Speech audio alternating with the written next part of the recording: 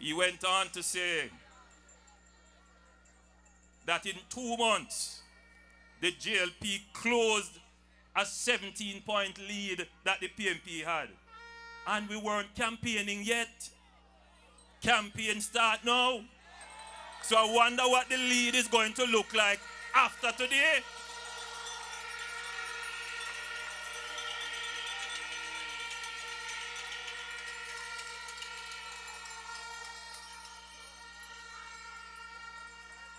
He said to me, this election is not between you and the PNP. You win that battle already because the PNP have no issues that they can campaign on. He said, take corruption for example. I like how you handle the corruption thing. You dealt with it in a decisive way. You show that you understand the issue and you take action right away.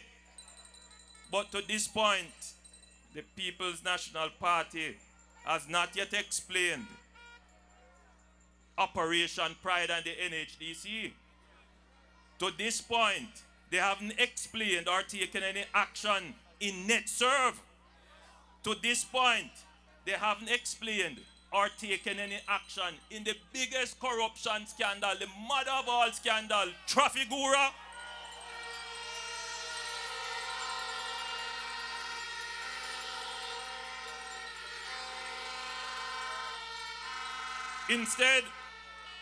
Instead, what they did was to run to the court, to beg the court not to hear it in public. If they were genuinely fighting against corruption, they would say, all right, let us put it out in public and let the public see what happened in that scandal. They don't have any credibility to attack the Labour Party. In fact, if they're going to talk about corruption, they must hear Trafigura in public and hear it now so that the public can decide whether or not they are truly against corruption in this country. I challenge them to hear Trafigura in public.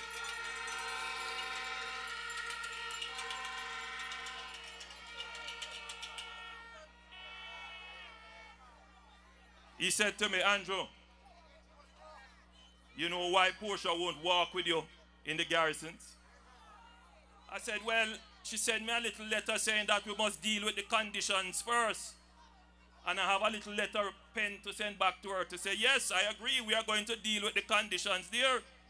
I mean, if you have a constituency for 30 odd years, and you are just coming to me now to tell me I must deal with the conditions inside here for you. No, that can't work. That can't work.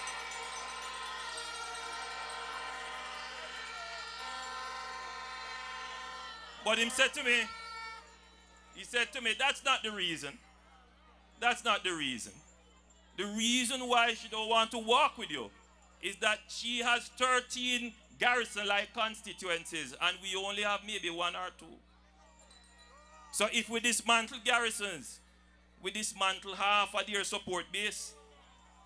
That is why she don't want to walk with us to eliminate this thing from our political landscape. If we remove garrison politics from our political landscape, the PNP would lose half of those seats because the people would finally be able to vote their conscience, vote their preference, and express their choice.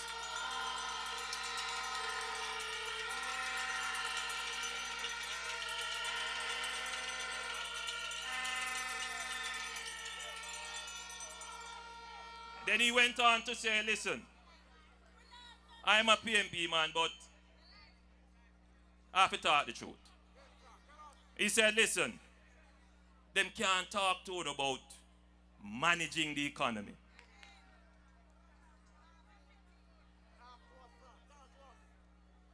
He said, I was finsacked, so I know about the PNP mismanagement of the economy.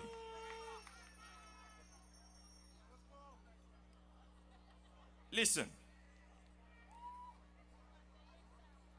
In 15 years,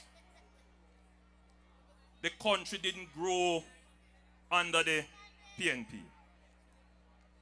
In the first 2 or 3 years of their government, starting in 1989, they grew by about 4 or 5% thereabout. And how they managed to get that growth? They got that growth because the Labour Party started investments in the 1980s, which carried on into the early part of the 90s. They never created any growth. When we took it over from them, negative, anemic growth. So they don't know how to manage the economy, to grow the economy. I hear they talk about factories closed down. Factories closed down under our watch because of an international recession that hit countries that were doing better than what we used to do. But under their watch, if we were to count all the factories that closed down and left, it would mean the entire crowd here would be left unemployed. Goodyear closed down and left. The entire free zone closed down and left. They must not talk about managing the economy. But more than that, they tried, more than that, they tried for 15 years to stabilize exchange rates, to reduce interest rates, and they tried very hard to stabilize the inflation rate. They couldn't do it. In 15 years, they couldn't do it.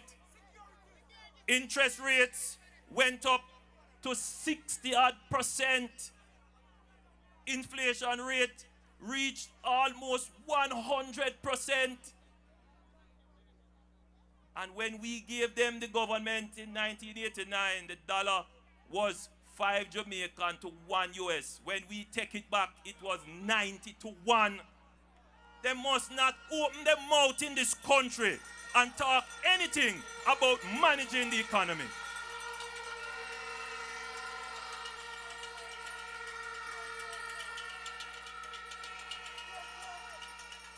But that is not all. As a result of their reckless and careless management of the economy, the PNP single-handedly destroyed the entrepreneurial and business class of this country with a thing called FinSac. How can your country grow when all of your business people are indebted because of high interest rates and they're losing all their assets? No growth can take place in such a hostile environment for business. And then they try and trick the people and tell them, well, what we will do is give you short-term employment. What is that? That's the run with it strategy. Run with it. We are here now because of the mismanagement of the economy carried on by the People's National Party over the last 18 years of their reign in this country.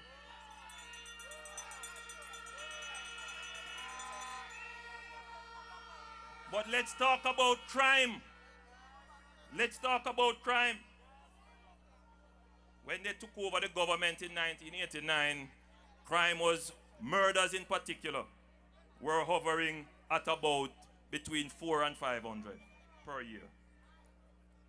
When we took it over 4 years ago, murders reached 1,600 persons per year. You know what that means? That means one of your brothers or sisters could have been a victim of a murder or a crime. Today, we have reduced murders to 1,000, and it is trending down. You know what that means? It means one of your brothers or one of your sisters is alive today because the Labour Party put in place policies that ensure that crime goes down.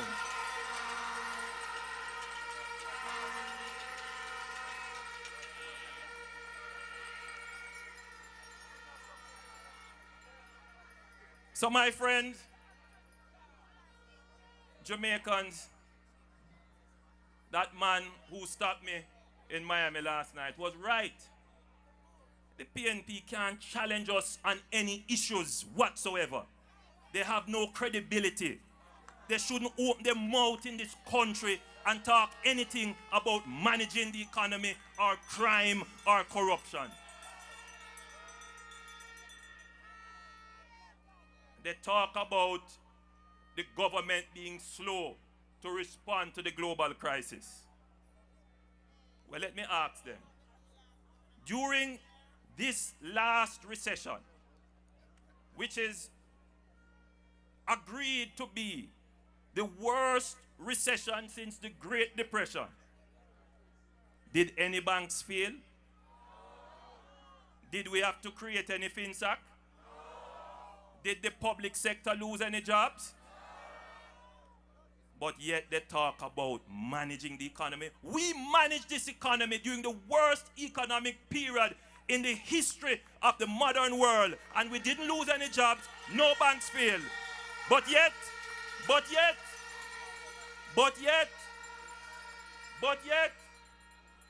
when they had a boom period in the 90s, the country didn't grow, they lost jobs, and our banking system failed. Who is the better manager here?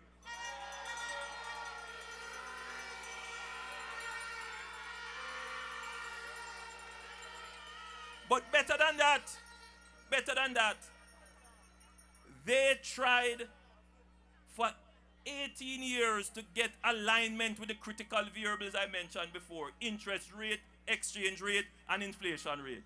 They couldn't get it. It took us 4 years, and we have had it. We have had that stability now for 2 years. 2 years we have had a stable economy. We have now set the stage for growth and development. We have come so far. We have worked so hard in such a short time. We cannot turn back that now.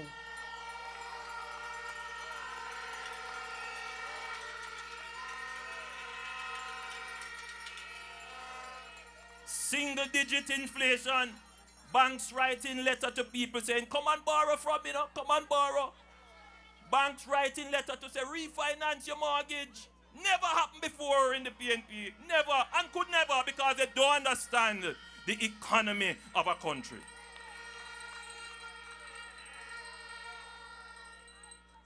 There has returned a vibrancy in the business class. People are now seeing the possibility of investing in this country. Crime is going down, inflation rate is stable, exchange rate is stable, interest rates heading into single digit.